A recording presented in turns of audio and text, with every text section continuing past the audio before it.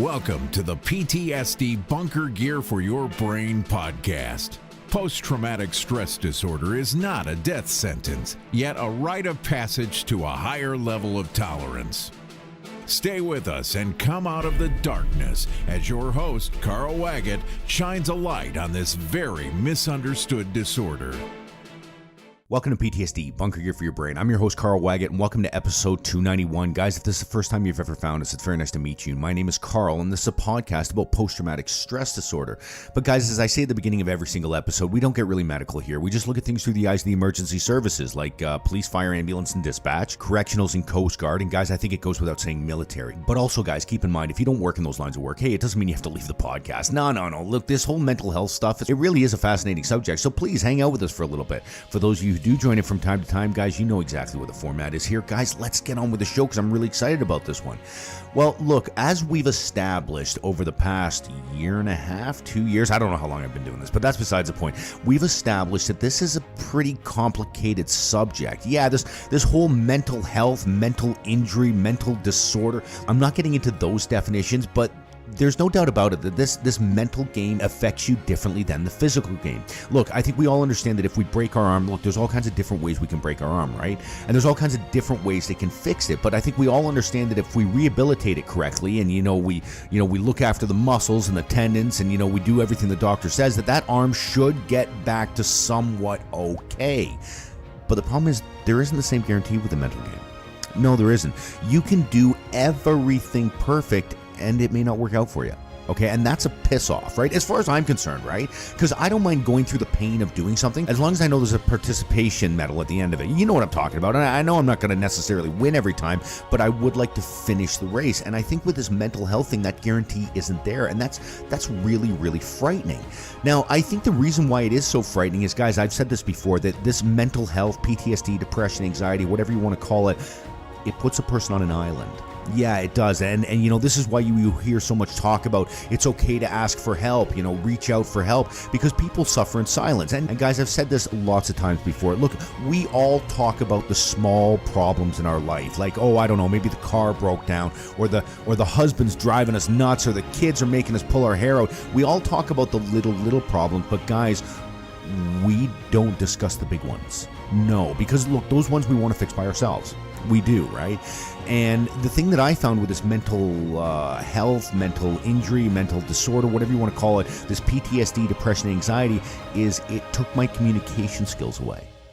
Yeah, no, guys, stay with me on this one, okay? Because this is a major, major problem. Look, ever since I was a little boy, I like to talk. I'm not saying that people listened. I'm just saying I enjoyed talking. So this is a craft that I've worked on my entire life just through recreation. It's not something I meant to, but I was always able to explain myself, And not only that, most of the time I was able to explain other people.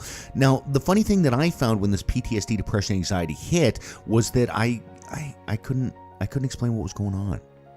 And that was a really, really strange feeling for me, especially in the early days, right? Because look, I think whenever a person gets scared, they get frustrated. That's usually emotion that follows it, right? So, instead of saying that I was scared all the time, well, I used to get frustrated a lot, and that was definitely a quality that, well, definitely my mom and dad saw. There was no doubt about that, right? I would get frustrated at a lot of stuff. And what used to compound this frustration was when somebody said to me, Carl, what's wrong? My mom used to do that all the time. Yeah, seriously. You know what? I love her to death. And she did. She used to do that all the time. Carl, what is wrong?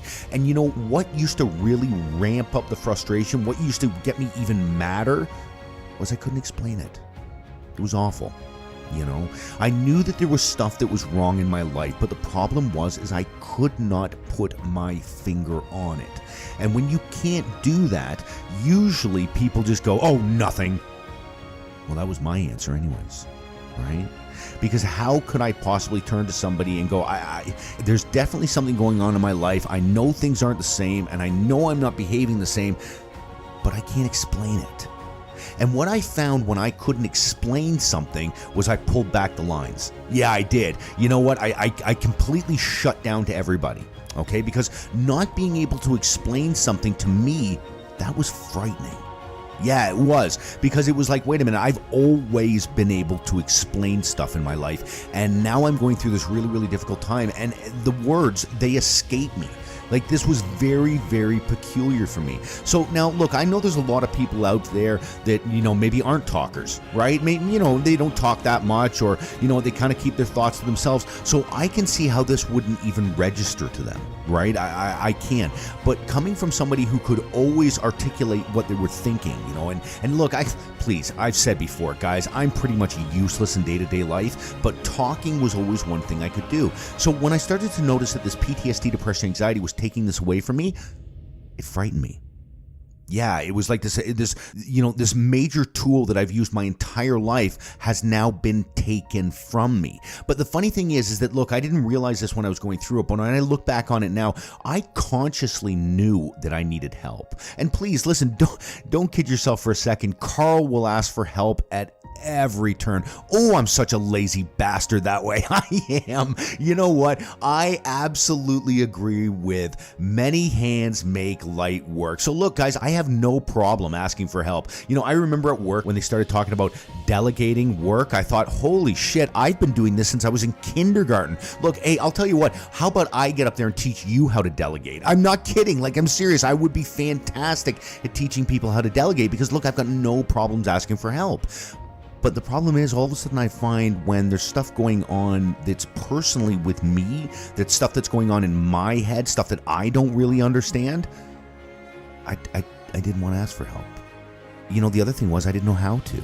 I didn't even know where to begin to even explain what I was feeling. Because, guys, listen, I hate bringing this stuff up, but this was the stuff I used to laugh at. Yeah, I did. I can remember saying to people, look, if you can't handle what you see, maybe you should go be an accountant. Like, seriously, no disrespect, right? And look, I'm not hating on accountants. I'm just saying this line of work is for a certain type of person. And if you're not that type of person, well, maybe you should leave. Well, the problem was as much as I love this job, I was starting to realize I was not the type of person that could do the job. Yikes. This frightened the holy shit out of me. Because look, don't kid yourself for a second. I jump on any truck right now, I'll go to a house fire, I'm fine. Like, please. But the problem is, at the time in my mind, that's what I was thinking. Okay, the only reason that I'm feeling like this is because, well, I can't do this anymore. And guys, nothing could be further from the truth. You must understand. And guys, we've talked about how these memories, they get bunged up in your mind because, well, quite frankly, we don't process them. And I'm not saying I knew I had to process them. I'm not saying that for a second. But what I am saying is that my mind was all filled up with stuff. I was starting to feel these feelings. And guys, my number one weapon, communication, had been taken from me. Yikes. Last week I talked about how my kids used to look at me with pity. There's really no other way to say it, right? Because, well, let's be honest, at the time, Dad was at home, right? Not working. So the problem is that, my kids were looking at me with this pity, and I didn't know how to explain what was going on. So for the first time in my life, there was a wall between me and my kids. That shook me. I didn't like that. I didn't like that something could get between me and my loved ones. Because, look, I could tell my kids everything. Look, I'll tell you what. You either tell my kids or I tell my kids later, but they're going to find out. Like, seriously, they know everything about me. And that's a really, really cool thing about it, I think. And you know what? I would highly recommend not hiding shit from your kids. And trust me, that's not an easy thing to do. Because trust me, in the dark years, the dark times, I'm glad they were young because I didn't want them to see me downstairs all passed out and drunk on the couch. Anyways, listen, dark times, we're not going to talk about that, right? But the fact is that this thing that was really, really bothering me, like I said, I couldn't talk about it. And this was devastating because I started to realize what it was like to be put on an island. And this, I truly believe that this is PTSD, depression, anxiety's greatest weapon. Yeah, I do. Because if it can get its host, if it can get its person on an island and never ever discuss this, well, guess what? It'll slowly devour you. And that's what it was doing to me. And I realized this very, very quickly. So I started to understand just how important communication was. Well, quite frankly, because I had it taken away from me. Well, can you imagine having 20/10 vision your entire life and then all of a sudden you wake up and your eyesight's gone? Holy shit. Trust me, you will notice that. And I notice how important this communication is. So guys, kind of in a roundabout way explaining why I'm doing the week I'm doing this week is this is what I want to try and do this week for you guys. Yeah, I really want to talk to your family and loved ones and the ones that you really care about, well, to try and explain some of the shit that's going on. Yeah, because I know when I was going through it, I couldn't explain it.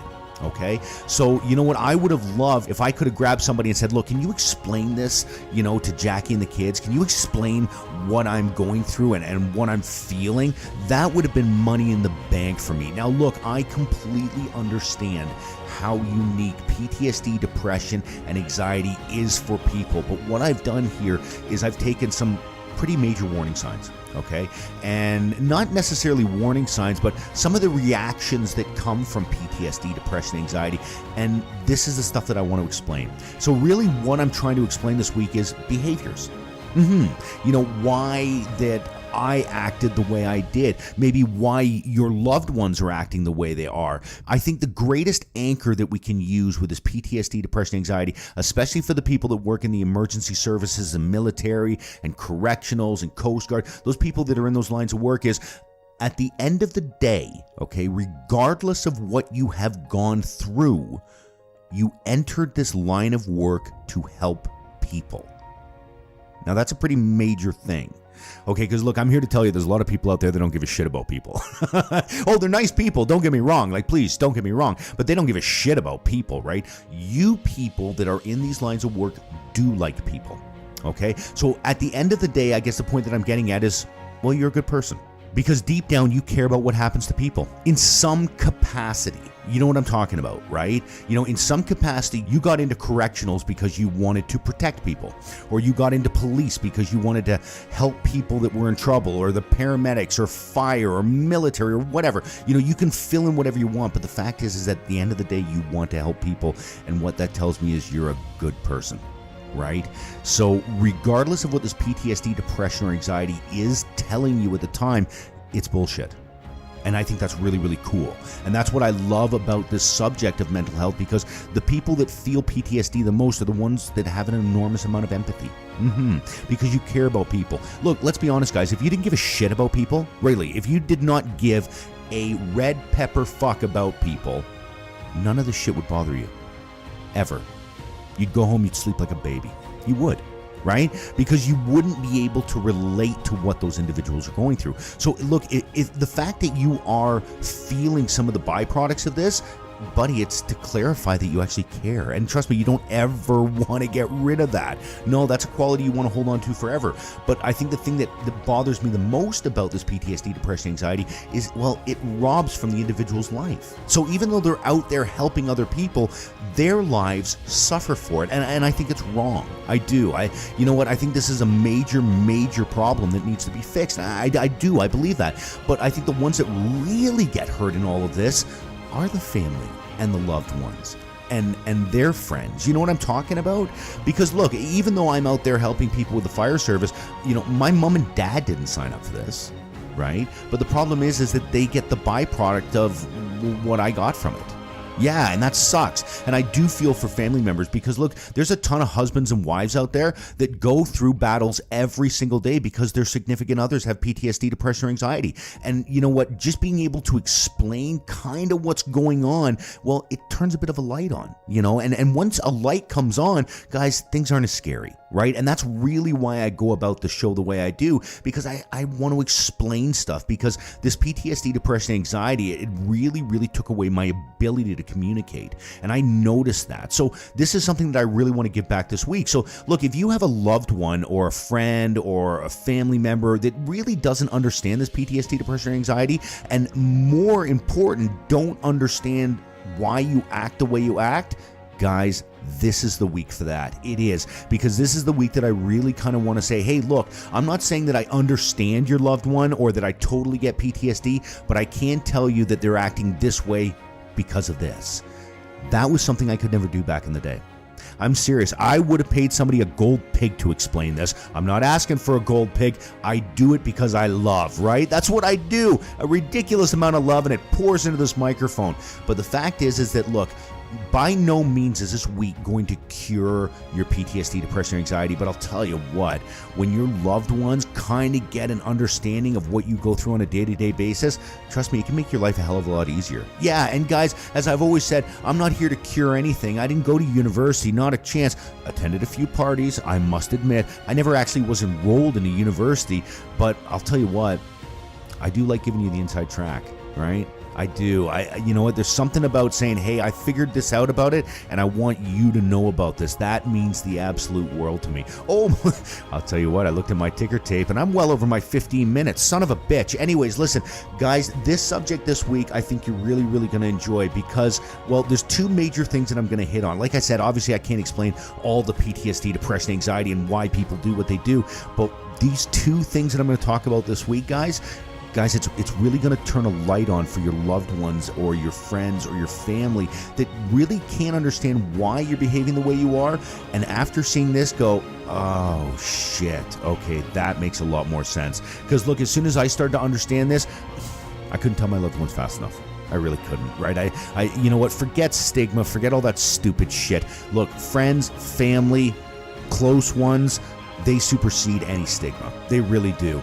And the faster that you can get these people on your side, well, guys, you're not on an island anymore. And the cool thing about not being on an island is you now have resources. And resources are the most important thing on the planet. Because trust me, the one with the most resources wins. Oh yeah, it's not the one with the most money. Trust me, it's not the one with the most passion. No, it's the one that can get the most resources. If you are a resourceful person, you'll always succeed. And by getting you guys off that island and bringing other people to you, well, quite frankly, you get to use their resources. Oh yeah, I'll tell you what, it's no different than a war plan, and I'll tell you, you've got to have one if you're going into battle. So guys, let me let your loved ones in on what you're going through, and then you can really start beating the piss out of this thing. So guys, listen, if you happen to get a chance to stop by our Facebook Live show, guys, I'd love it if you did. It starts, it's on Monday, Wednesday, Friday evening, 9:30 Eastern Standard Time, and what we do is we take this podcast and, well, I do a Facebook Live about it. Yeah, no, easy peasy. But the reason I like doing it is because then I can get in the comment section and kind of talk with everybody and you know, see how everybody's doing and whatnot. It gets me out of the house from a cyber standpoint, of course, right? So now, guys, the other thing that I do want to leave you with, and guys, I leave you with this at every podcast, is look, if you are starting to struggle with this, or maybe you have a family member that it's really getting the better of, guys, I got this private group called the Bunker Room. That's right, it's on Facebook there. You send me an invitation to Carl Wagon on Facebook, and I'll send you an invitation to the Bunker Room. What it is, it's basically a bunch of people who have PTSD, depression, anxiety, and they go in there and they tell their stories. Yeah, and not only that, and how they overcome their problems, which I think is incredible. It does wonders for perspective. So look, if that's something that you would really like, guys, please send me a friendship request to Carl Wagon, and I'll send you an invitation to the Bunker Room. So guys, listen, like I said, gather your loved ones around, get your friends, get your family together to listen in on this week, because guys, what we're really going to explain is why PTSD, depression, anxiety does make us do some really weird things. And it might be a little out of character, right? That's what catches people off guard. But I think once you start to understand it, guys, this is when you can start combating against it. Yeah, so important. So anyways, guys, like I say at the end of every podcast, if you happen to get a chance to get your running shoes on and get yourself out there for a nice walk, I would highly recommend you do. It'll do your soul the world of good. You guys take care of yourself. Bye now. Thanks for listening to the PTSD Bunker Gear for Your Brain podcast. Gain more knowledge by going to ptsdbunkergearforyourbrain.com. While you're there, subscribe and comment. Join us next time for the PTSD Bunker Gear for Your Brain podcast.